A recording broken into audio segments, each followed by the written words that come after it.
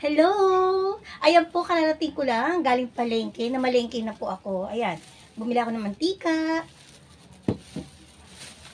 yung mga ganyan, no.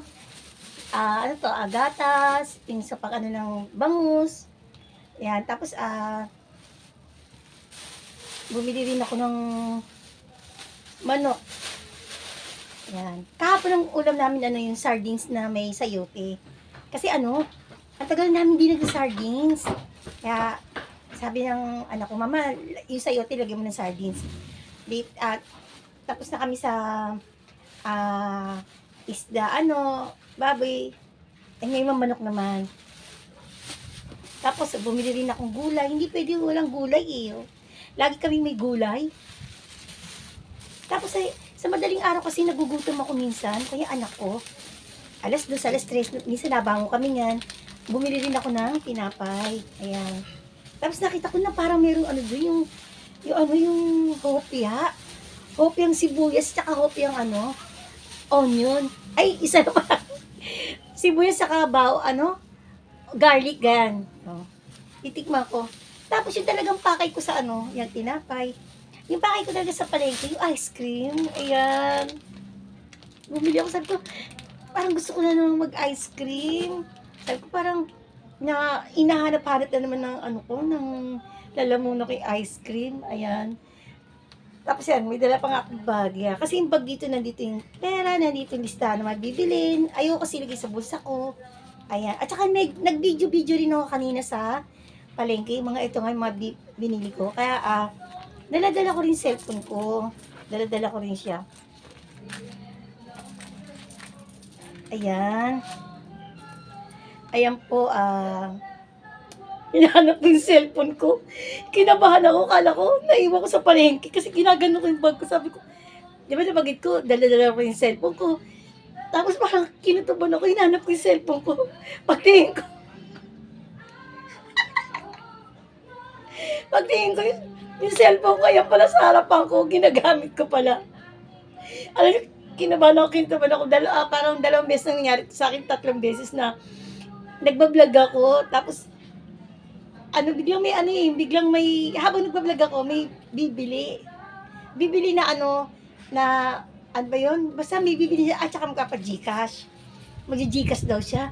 Sabi niya, ate pa Gcash. Ganyan. Pinatay ko muna yun. Hindi ko alam na, yung pinatay ko yung cellphone ko, kaya ganyan. Sabi ko, mapa-Gcash ka? Tapos hinahanap ko yung cellphone ko. Pag ganyan ko, nakita ko yung sarili ko, ito pala yung cellphone ko. Ayan, ganyan yung nangyayari sa akin, yung andyan yung cellphone ko, tapos pagka kailangan ko, hinahanap ko, hindi ko nalilimutan ko na nandiyan pala yung cellphone, nasa harapan ko. Ngayon natawa talaga ako kasi sabi ko, yung dala ko rin yung cellphone ko kasi kanina yung mga yung mga pinamili ko, mula sa tinapay, video ko tinapay, tapos yung ice cream, tapos yung mga manok, gulay, pinidyohan ko lahat yun. Ayan. Kala ko talaga, naiwan ko dito, kaya dinukot. Talaga, sabi ko, wala pa sa ngayon pa nun, wala pa naman ako pambiling ngayon, yung cellphone. Wala talaga. Dati nun, hindi naman sa pagano nun, ng mga nakararang, basta talaga yung, kasi naman maganda yung trabaho ko nung matatag. Pagka medyo, kasi lagi nababagsak yung cellphone ko, nakakabili naman ako dahil may work ako. Pero ngayon, medyo hindi na ganun kaganda yung work ko. Kaya, talaga iniingat ako yung cellphone ko. Talagang, kahit pag ako nagbablog sa malayo, talagang, pag may ganito ako, may body bag ako, tapos nakahawak pa akong ganyan. Pag sasakay ako ng jeep, nakahawak. Sa jeep din, never din ako mag-cellphone kasi, iniisip ko kasi dati meron akong kaibigan na nakipag-living kami, katabi kami ng kaibigan ko. Bukas kasi yung bintana. Nakipag-living kami. Tandem talaga, nakamotor. 2 lalaki. Kala ko yung cellphone ko yung gaganunin, yung hahabluti. Yung sa kaibigan ko, hahabluti, buti ginanong ko. Buti hindi nalaglag, nahawakan niya pa rin. Sabay, takbo yung nakamotor na 2 lalaki. Sabi niya, bakit? Ba't mo inano? Sabi ko, kasi, nakita ko, dudukutin yung cellphone dito sa bintana. Sabi, kala ko yung cellphone mo pala. Sabi niya, thank you, Pres, thank you. Sabi niya, kaya ano muna, tinandaan ko na ayoko magsiselfon sa jeep, sa bus. Maliban na lang talaga pag alam ko naman safe na.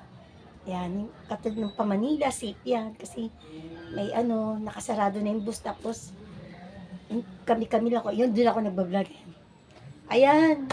Sana nagustuhan niyo aking munting vlog, munting kwento. Be happy po and be kind.